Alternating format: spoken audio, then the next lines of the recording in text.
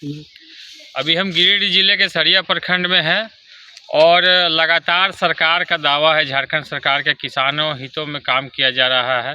किसान का हर समय पर इनको खाद बीज देने का दावा प्रतिदावा ठोका जाता है, किसानों को ऋण दिया जाता है ताकि ये बेहतर खेती करे और आत्मनिर्भर बने।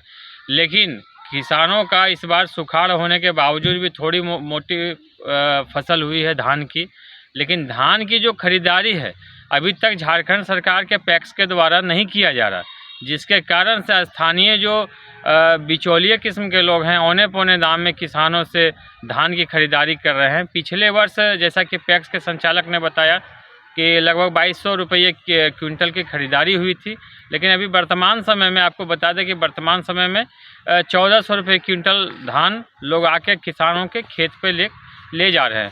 अब कहीं ना कहीं किसानों के साथ तो मजबूरन स्थिति है कि जो वो अपने खेत में फसल को लगाते हैं, कहीं ना कहीं ऋण पर ब्याज लेकर राशि को लेकर करते हैं और उन्हें आर्थिक रूप से जब मजबूती नहीं प्रदान होती है तब वो किसी तरह से किसान अपने जो फसल है को औने पौने दाम में बेचते हैं। अभी हमारे साथ किसान एक मौजूद हैं, परमेश्वर वर्मा जी। आइए उनसे बात करते हैं कि आखिर क्या समस्या है। किसानों के उत्थान की लगातार बात की जाती है, लेकिन किसानों के साथ जो ज़मीनी समस्या है वो आपको बताएंगे। बताइए क्या समस्या है परमेश्वर जी। आखिर लगातार सरकार का दावा होता है कि किसानों को हम बढ़ावा देंगे, अच्छी फसल होगी, किसान आत्मनिर्भर बनेंगे। भारत एक किसान कृषि प्रधान देश है, यहाँ की 70% की आबादी कृषि पर आधारित है, लेकिन धान की जो फसल एकमात्र फसल बरसात के पानी पे आश्रित होता है किसानों का, और वो भी धान की फसल को लोग खरीदार बेहतर तरीके से नहीं मिलते। आखिर क्या समस्या है? सबसे पहले तो मैं आपको धन्यवाद देता हूं और आपके चैनल को भी, जो आपने किसान के हित के बारे में सोचा और सोच करके इस मुहिम को आगे बढ़ाने का काम किया।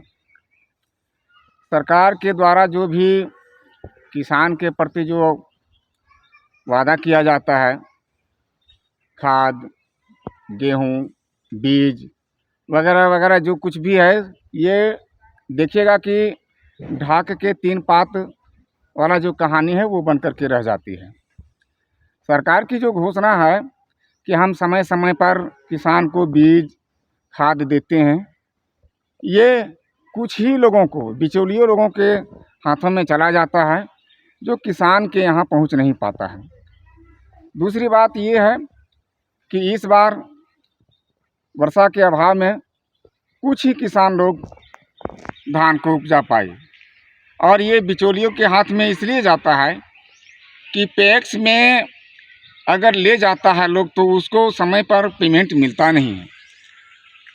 इसी के कारण किसान मजबूर हो जाता है, क्योंकि खाद बीज वो जो है सो अपना खरीद करके लाता है, जो किसान के पास संभव नहीं होता है, इसीलिए मजबूरी में उसको बेचना पड़ता है।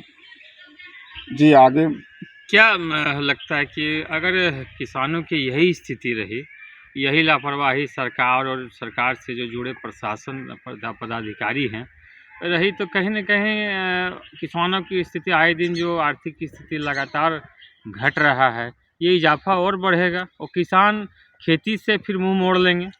जी, आप देखेंगे कि अभी जो कुछ लोगों की जो किसान वर्ग के लोग हैं, किसान लोग हैं, वो अपने बलबूते ये खेती के बारे में अग्रसर होते हैं।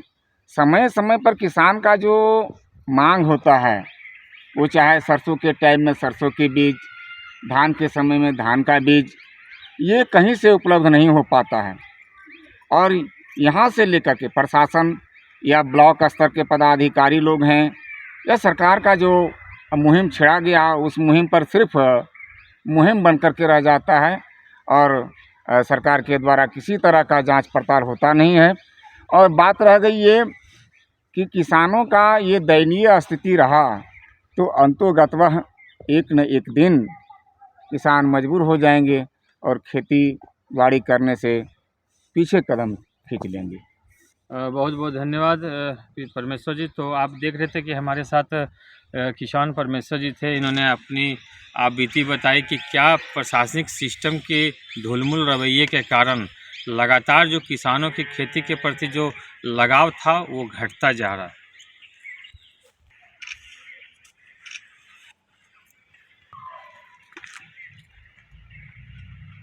सारा लोग जब बेच देगा तो उसके बाद टैक्स होगा, यही टैक्स का अगर सिस्टम को अभी हम बात की टैक्स वाला से अभिनंदन से, तो कि जो लोग बिहार या बंगाल या जो अन्य प्रदेश में ले जा रहा है यही 14 रुपये लेके फिर 28 रुपये 30 रुपये बेचेगा, उन लोग को नुकसान नहीं होता है?